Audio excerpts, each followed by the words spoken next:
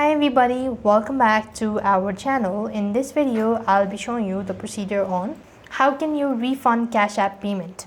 So if you want to refund a Cash App payment, you could follow this simple steps. So to refund a Cash App payment, you just need to locate the transaction in your history. So that means you just need to simply click on the profile initials at the top right of your screen. Next, you want to go ahead and scroll down and click on transaction section. So when you locate transactions, you want to then locate or find the particular transaction that you want to refund. Now, if the recipient agrees, then you can process a refund, which will be reflected in your transaction history. And if the recipient does not agree, you could also file a dispute or contact the customer support team directly, and they will be able to help you out in this situation. So this way you'll be able to refund Cash App payment. I hope the video was helpful.